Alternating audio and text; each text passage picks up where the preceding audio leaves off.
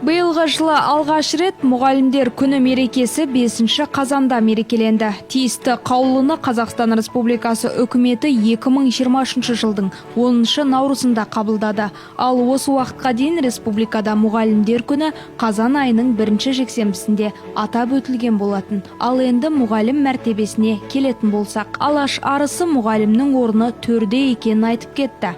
Қазақ ең құрметті кісіге, ең бір мәртебелі мейманға төрден орын берді. Қай заманда да қоғам ұстаз мәртебесіне селқос қарамаған. Өйткені ұстаз ұлды ғана емес, тұтастай ұлтты тәрбиелеуші. Әлемде мыңға тарта мамандық бар. Соның бірде біреуі болашақ қоғамның белсенді мүшесіне және азаматтық тұлғасына білім мен тәрбиені дәл ұстаздай бере алмайтыны анық. Бүгінгі партада отырған шәкірт ертеңгі күні қоғамды алға сүйрейтін маман, көшбасшы болады. Олай болса, мұғалімнің мәртебесіне қоғамның мәртебесі тұрғысынан қарайтын уақыт жетті. Ұстаздың биігі ойлана қарасаң биіктей береді, үңіле қарасаң тереңдей береді. Қол созсаң қарсы алдыңда, айналсаң артыңда тұрғандай деп. Сократ айтқандай, еліміздің алдыңғы қатарлы мемлекеттердің қатарына қосылуға табандылықпен жылжу саясаты қоғамымыздың барлық саласында түбегейлі өзгерістер енгізіп, жаңа талаптар қойып отыр. Соның ішінде болашақ ұрпаққа әлемдік деңгейде білім беру мақсатына орай білім мазмұнына жаңаша қарау басты міндеттердің бірі. Қазіргі кезде білім берудің жаңа жүйесінің жасалынуы, білім мазмұны мен әдіс тәсілдерінің жаңаруы, бәсекелестікке қабілеті мол, шығармашылық бағытта еңбектенетін, ой қабілетімен ерекшеленетін азаматты тәрбиелеуді көздейді. Мұғалім болу деген, ұстаз болу деген ең құрметті, ең мерейлі мамандық деп санаймыз. Кім болса сол мұғалім болмайды. Мұғалімдік мамандықты сүйген адам, баланы жақсы көрген адам мұғалім болады.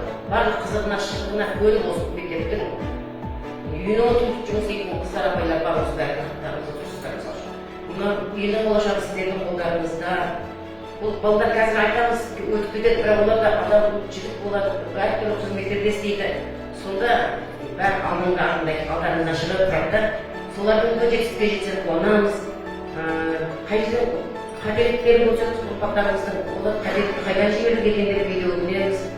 Егеменді еліміздің өскелең ұрпағын тәрбиелеуде ұстаздардың алатын орны ерекше. Бүгінде білім беру саласында оқытудың жаңа әдіс тәсілдерін меңгермейінше сауатты, жан-жақты болу мүмкін емес. Оқытудың жаңа әдіс тәсілдерін меңгеру мұғалімнің интеллектуалды, кәсіптік, адамгершілік тәсілдерін меңгеру, рухани, азаматтық және басқа да адами құндылықтарының қалыптасуына әсер етіп, өзін-өзі дамытып, оқу-тәрбие жұмысын тиімді ұйымдастыруына көмектеседі. Жас ұрпақтың өз бетінше шешім қабылдай алатын, өзіне нық сенімді, батыл, жігерлі, дүниетанымы дұрыс қалыптасқан азамат болуы ұстаздан өте қажырлы еңбекті талап етеді. Бұл міндеттерді шешу үшін ұстаздың күнделікті тынымсыз ізденісі, барлық жаңалықтар мен өзгерістерге батыл жол ашарлық тәжірибе мен қарым-қатынасқа өтуі қажет. Бүгінде заман көшіне ілесе алатын оқушыларды дайындау барысында мұғалімнің ізденімпаздық шеберлігі аса керек. Кез келген уақытта күтілетін нәтижеге қол жеткізу үшін сабақта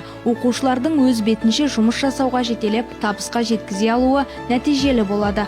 Оқушылардың шығармашылық белсенділігін қалыптастыруда сабақтарды түрлендіріп өткізу, интербелсенді әдістерді пайдаланудың тиімділігінде. Бастауыш сыныпта оқушылардың өзіндік жұмысының жоғары формасына, олардың өз еркімен амал тәсілдер қолданып жасайтын шығармашылық жұмыстары, жеке ұжымдық жұмыстар ұйымдастыру, пәндік апталықтар мен ғылыми шығармашылық апталық жобалар, пәндік үйірмелер мен факультативтік сабақтардың маңызы зор.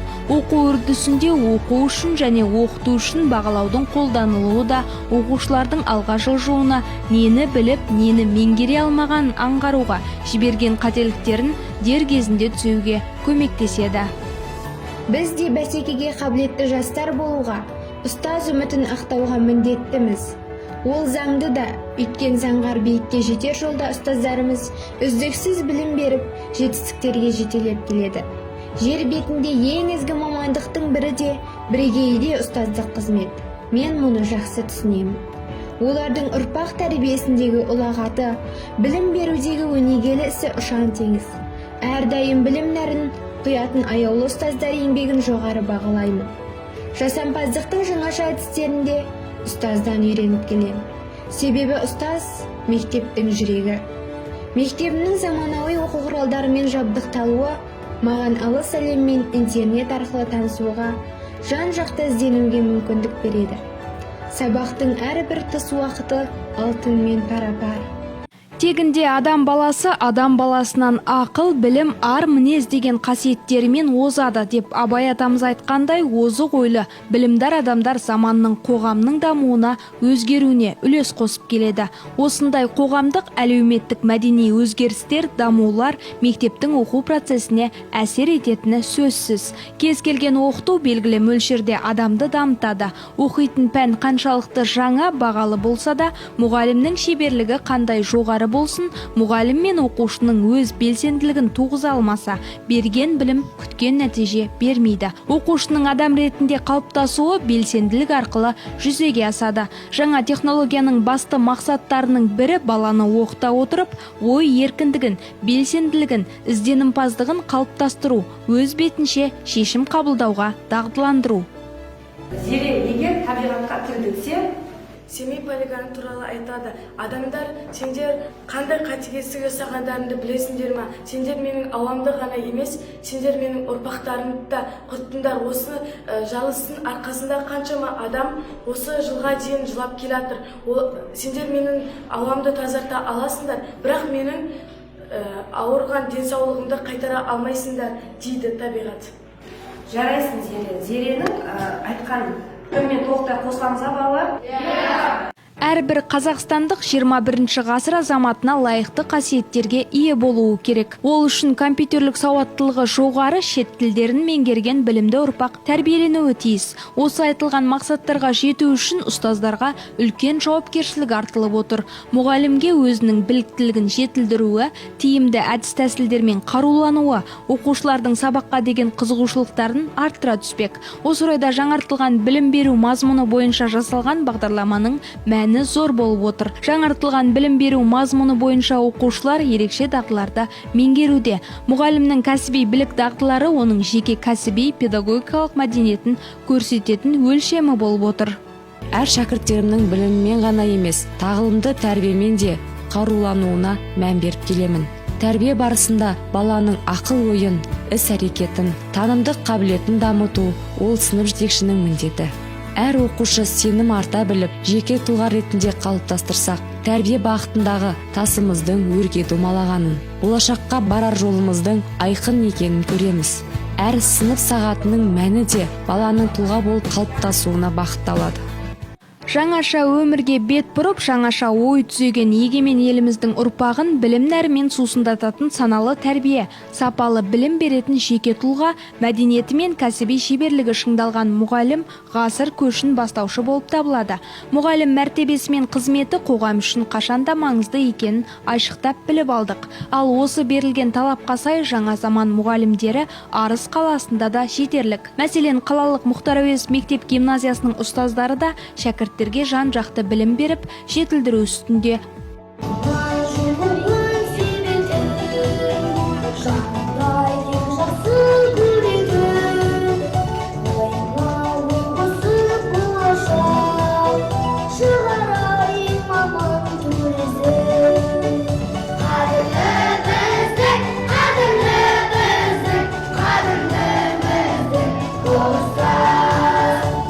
Ұрпақ қамын ойлап, ұлт мерейін пайдадан артық көрген ұстаз ұққан адам үшін мәртебелі маман. Табиғаттың қоңыр күзінде көңілге қуаныш сыйлаған әдемі шарада ұстаздар еңбегі еленіп, мектеп бүлдіршіндері әсем биімен көпшілікті сүйсінтті.